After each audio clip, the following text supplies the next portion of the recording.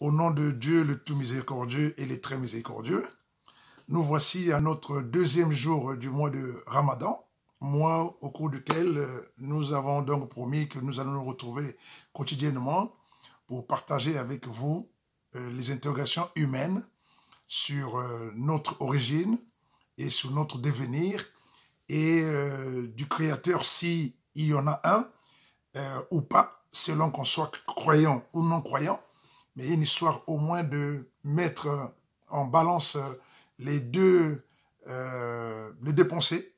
Voilà, parce que lorsque nous étions à l'école, nous avons fait ce qu'on appelle la philosophie. Et de la philosophie, on nous a appris qu'il y avait donc deux théories. La théorie donc de l'idée et la théorie de la matière selon l'origine du monde. La théorie de l'idée serait que le monde est le fruit de la création d'un créateur qu'on appelle Dieu.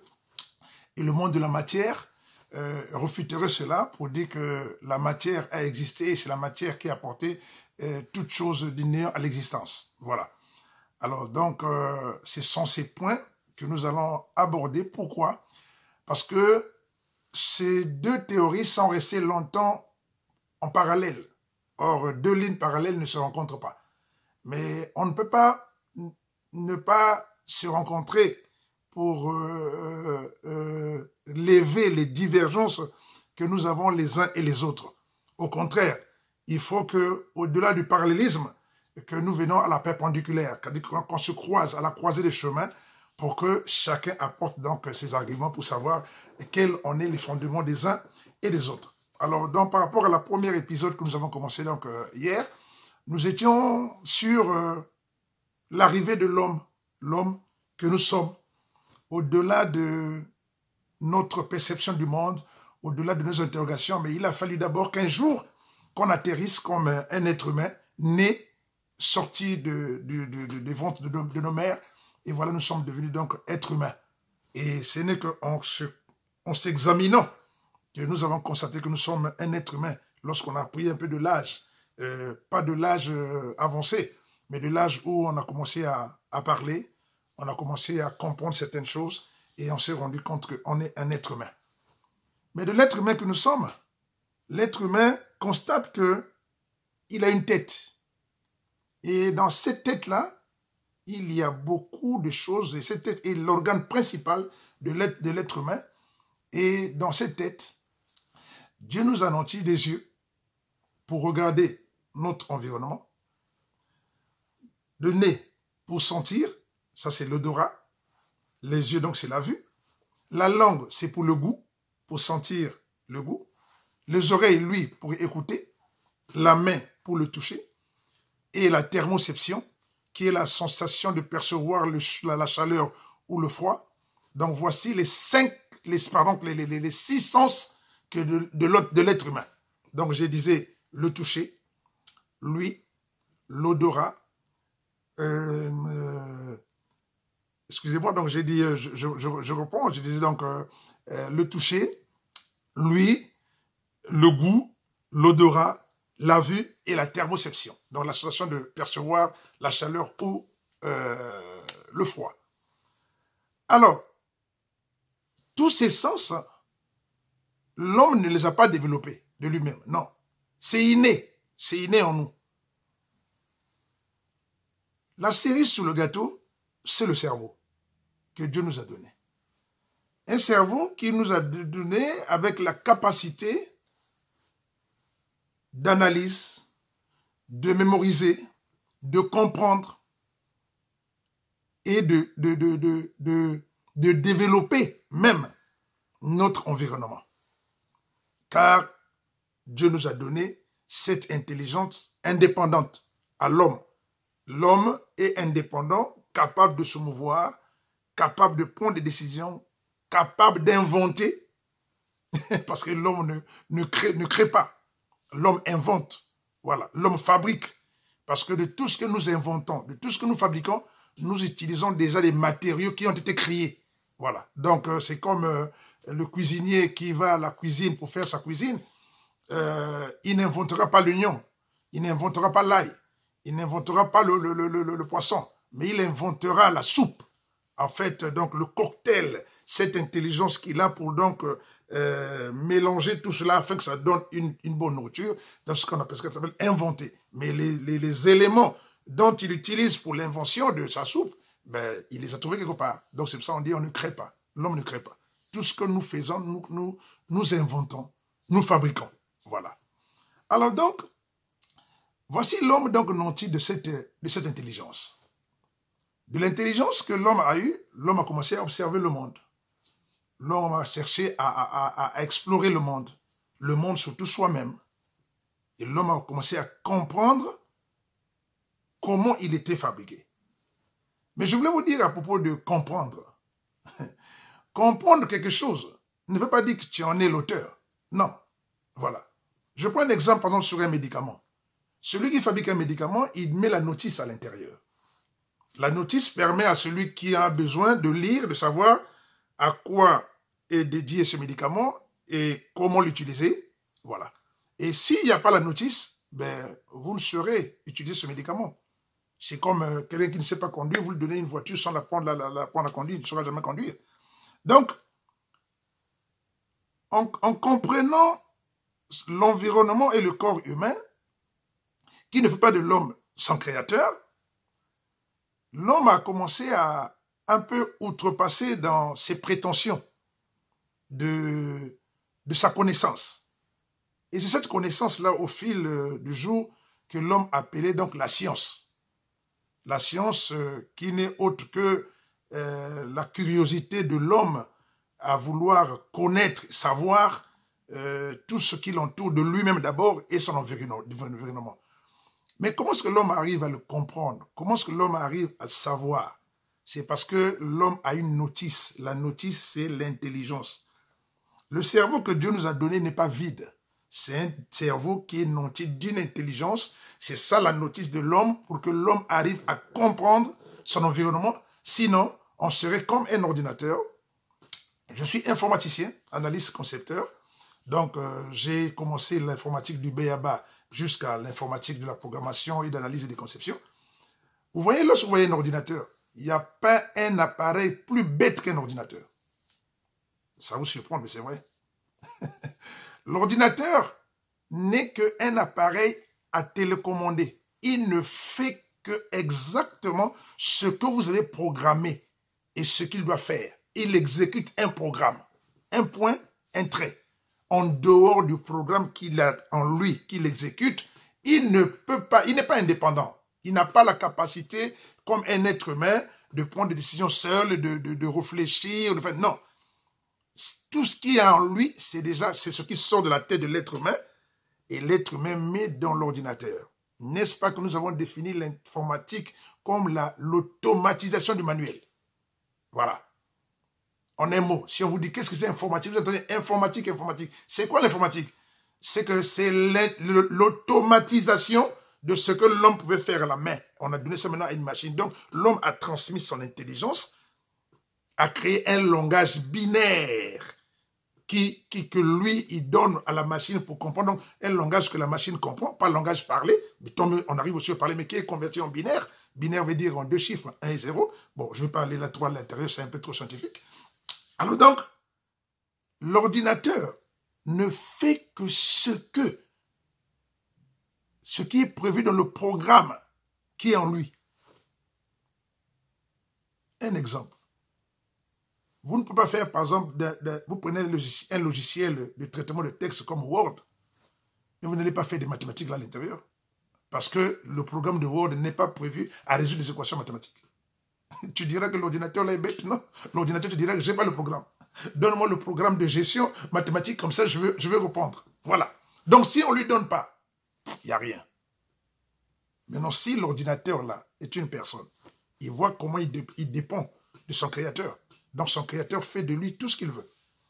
Alors donc, nous on a la notice. Nous, on nous a créé donc indépendants et avec une notice qui est l'intelligence que nous avons dans notre tête pour pouvoir nous mouvoir, pour pouvoir comprendre. C'est ainsi que l'être humain a commencé à comprendre comment ce qu'est fait le corps humain, comment le soigner. C'est ça la notice. Parce que le corps que nous avons là, il faut le soigner. comment faire les médicaments, tout ce qu'on a, tout ce qu'on trouve dans le monde. Mais ça a déjà été créé. Ça a déjà été créé. Voilà. Alors donc, voilà là où se trouve l'homme. Chemin faisons toujours dans ce qui concerne sa science. Il est arrivé à un point où l'homme a commencé à vouloir remettre en cause l'éventualité d'un créateur qui l'aurait créé, lui. Et il a commencé à échafauder des théories de la création. Imaginez-vous. Quand le monde était créé, on n'était pas là. Chacun de nous a atterri sur Terre il n'y a pas très longtemps. Quand on a commencé à atterrir sur Terre. D'où on vient, on ne sait pas. Où irions-nous, on ne sait pas. Mais l'homme a quand même l'audace de vouloir remettre en cause qu'il a été créé. Maintenant, quand on lui pose la question, à défaut de croire à Dieu, excusez-moi, à défaut d'accepter cela, est-ce que tu peux assumer de nous dire que tu t'es auto-créé? Que toi, l'homme, tu es devenu l'homme selon toi-même? Non. Tout ce que nous sommes là je parle, la langue, tout ce que je dis là, est-ce que ça m'appartient? Non. Tel que je suis là en tant qu'être humain, je suis composé en trois. J'ai le corps humain, j'ai l'esprit et j'ai l'âme. Je ne les ai pas créés.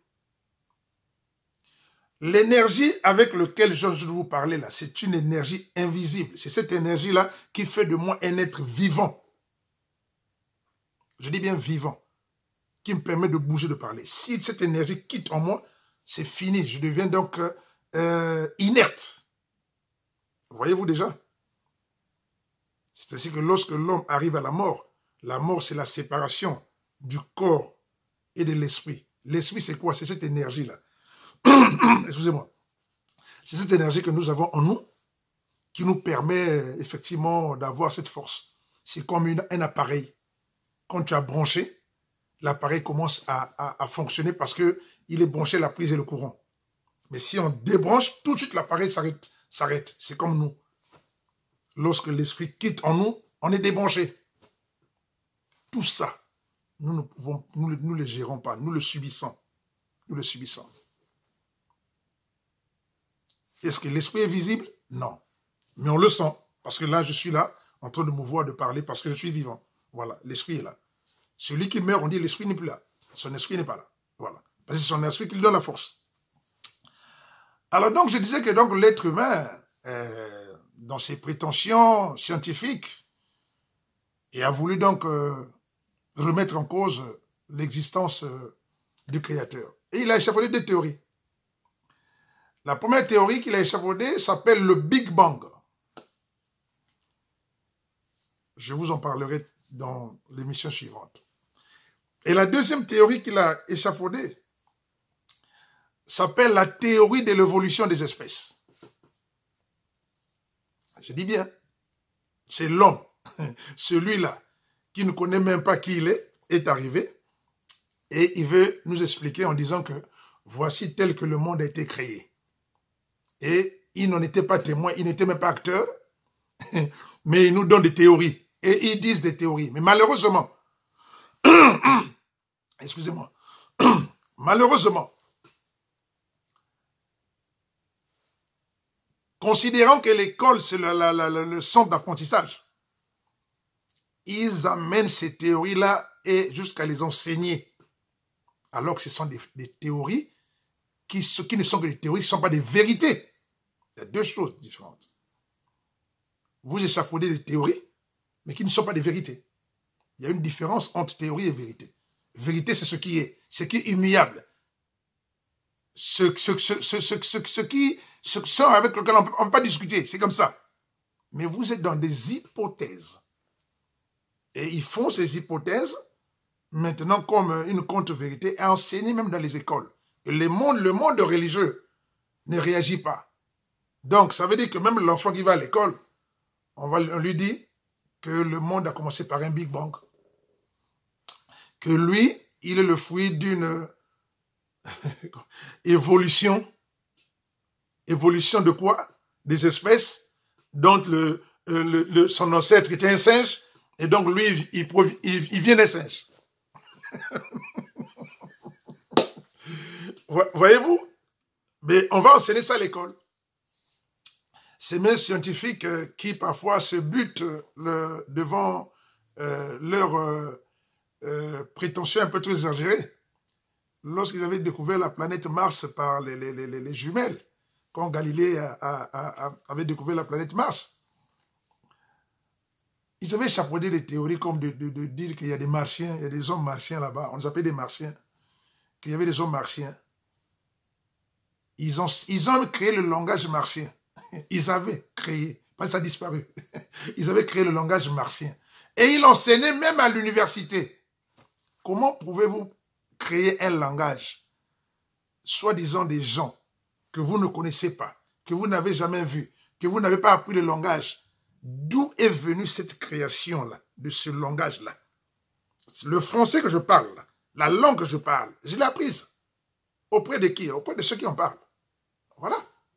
Si, de la naissance d'un enfant, quand un être humain naît, si on le laisse à son état là, tel qu'il est né, sans qu'on lui adresse une parole, il restera aussi sans parler toute sa vie, parce qu'il n'a jamais entendu quelqu'un parler. Parce que le parler, c'est le mimétisme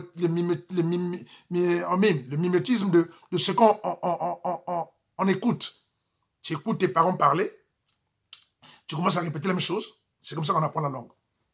Donc, tout on apprend. Mais vous savez, les martiens n'existent pas. Ils avaient appris le langage martien là-haut, jusqu'au point d'aller enseigner à l'université le langage martien. Mais dès lors que le jour où ils ont découvert qu'il n'y a personne sur la planète Mars, le langage dit martien a disparu de l'université. Donc, c'est pour dire que le monde dit scientifique, c'est pour dire soyez humble parfois. Soyez humble. Soyez humble. Vous voulez... c'est pas mauvais. Dieu nous a donné cette capacité de vouloir comprendre. La preuve en est. Aujourd'hui, nous comprenons le corps humain. Mais quand on comprend le corps humain, on n'est pas fabricant du corps humain. Voilà. C'est comme je dis, par exemple, vous connaissez aujourd'hui que l'être humain vient de l'assemblage de l'ovule et du spermatozoïde. Mais l'être humain ne peut pas fabriquer l'ovule ni le spermatozoïde. Voilà, c'est là où nous sommes. Voilà. Comprendre ne veut pas dire qu'on est créateur. Non, non, non. On ne peut pas. On peut comprendre, oui. C'est ce que Dieu nous a permis de comprendre. Voilà. Alors donc, c'est pour cela que je dis, il faudrait que ces deux mondes, au lieu d'évoluer parallèlement, il faut qu'on se croise. Et c'est ce que je suis en train de faire maintenant. Pour vous. Je le fais pour vous, pour croiser. Et nous allons voir les limites, les limites parfois de certaines théories. Et comme je vous ai déjà donné l'exemple de la théorie martienne sur les martiens et le langage martien qui était enseigné à l'université. Voilà. Mais ils ont quand même le courage parfois d'enlever. Mais dites aussi quand même qu'on s'est trompé. Voilà. Donc parce que Dieu nous a dit toutes choses à des limites. Voilà. Quand tu arrives à la limite de ce qui t'est permis, tu ne peux pas aller au-delà. Non. Donc, bref, c'est à ceux-là que nous allons donc nous atteler pour qu'on apporte la lumière à l'être humain, de savoir que ce monde-là n'est pas le fruit du hasard.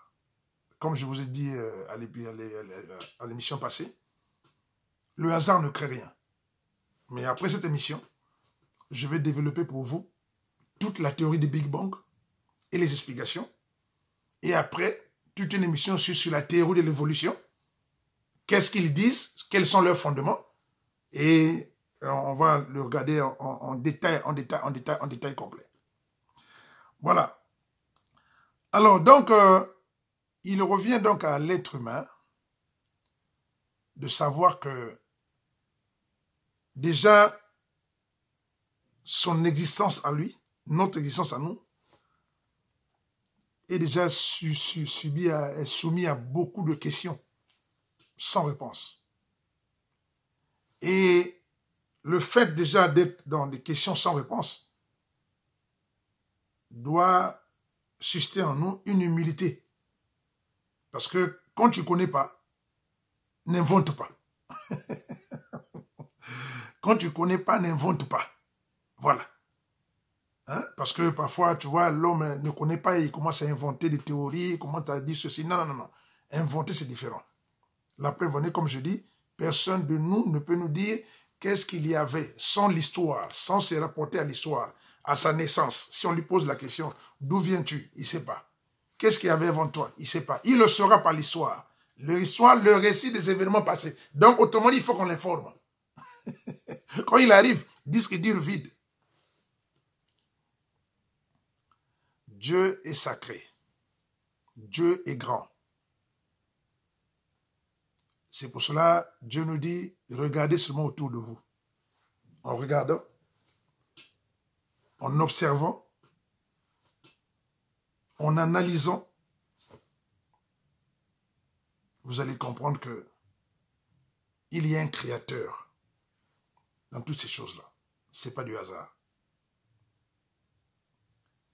Comme je vous ai dit, la difficulté de l'homme, à un moment donné, d'où il lui est venue l'idée de créer les théories du Big Bang et de la théorie de l'évolution des espèces, c'est parce que ne voyons pas Dieu. Il se dit, mais comment je ne vois pas mon créateur? Je n'ai pas d'éléments. Je ne le vois pas. Ça, c'est un. Deuxièmement, comme nous, les êtres humains, nous avons une origine et l'homme veut humaniser Dieu, comme je vous ai dit donc l'homme pense que Dieu est comme lui. Donc, si Dieu est comme un homme, donc Dieu devrait aussi avoir une origine. Non, c'est deux choses différentes. Je vous prends un exemple. Vous voyez le poisson qui est dans l'eau. Le poisson qui est dans l'eau qui ne sort pas. Pas les poissons qui arrivent à l'air libre. Hein. Mais le poisson qui est dans l'eau, dans sa vie, c'est limite dans l'eau. Pour lui, il pense que le monde s'arrête là. Pour le poisson, là, il pense que le monde s'arrête là dans l'eau. Mais il ne sait pas que s'il sort de l'eau, là, il va trouver d'autres créatures. C'est comme nous aussi sous terre. Nous sommes là sous terre, on pense qu'il n'y a que nous. Mais dans l'univers qui est aussi grand, aussi vaste, où on a même des limites qu'on ne peut même pas franchir, il y a aussi d'autres réalités. Voyez-vous? Donc, ne superposons pas notre condition et notre existence à notre Créateur. Non. Le Créateur fait de sa créature ce qu'il veut, comme il veut. Mais je vais quand même donner un petit élément avant de rentrer dans le Big Bang. Qu'est-ce qu'ils disent du Big Bang? C'est l'explosion d'origine. Écoutez ça, explosion d'origine. Que le monde serait le fruit d'une explosion, d'un grain pas plus grand que la tête d'une étoile, d'une épingle, qui était donc réduit, qui avait beaucoup d'énergie et qui s'est explosé à donner l'univers.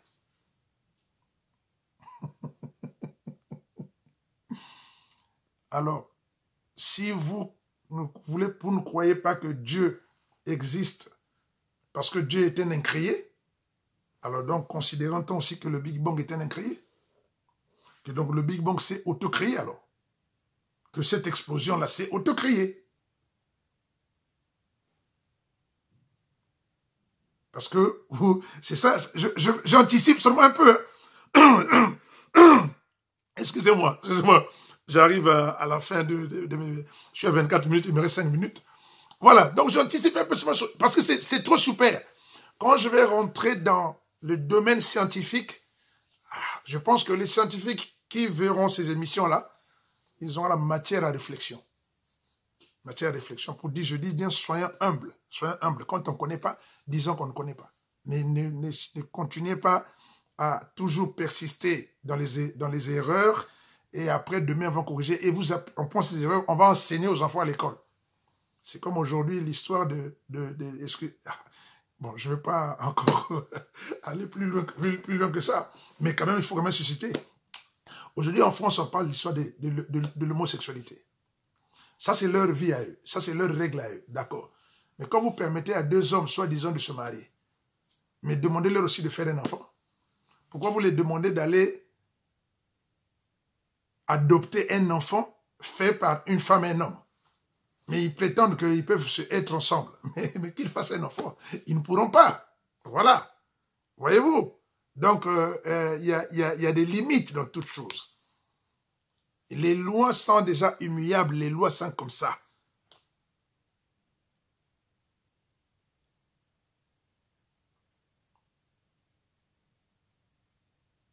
Vous me voyez calme parce que parfois ça me dépasse, quoi. Parce que moi, je suis un croyant. J'ai dit, je me croise avec le monde des non-croyants. Maintenant, je prends leur argument. Je prends leur argument. Et quand je prends leurs arguments, je sens que ça pèse pas. Ça pèse pas. Ça s'arrête quelque part. Mais je dis, suivez l'émission. Après celle-là, il faut suivre l'émission sur le Big Bang. Vous allez apprendre beaucoup de choses. Vous allez apprendre beaucoup de choses. Vous allez voir comment est-ce que le scientifique bute.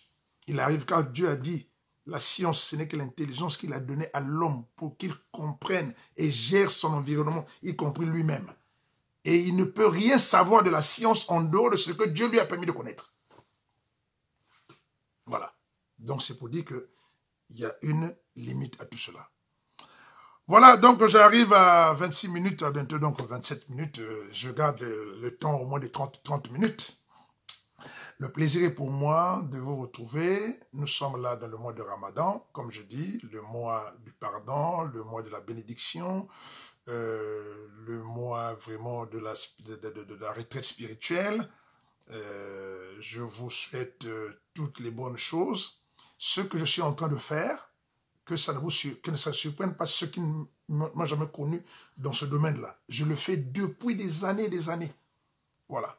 Des années. Voilà. Donc, j'ai profité tout simplement parce que je suis en retraite spirituelle. Donc, c'est le mois de Ramadan. Alors, il faut maintenant sortir un peu tout ce que Dieu nous a donné, c'est comme intelligence aussi, à partager aux autres. Il se pourrait qu'en fonction de ce que je vous partage, vous aussi, vous allez découvrir certaines réalités que vous ne connaissez pas, parce que l'intelligence n'a pas de limite. Chacun de nous apprend envers les autres. Et moi, je me fais le devoir de vous transmettre au moins ce que je connais dans le cadre spirituel. Que Dieu nous pardonne, que Dieu nous bénisse, que Dieu nous montre bien des choses. Eh bien, soyons de la paix de Dieu. Salut.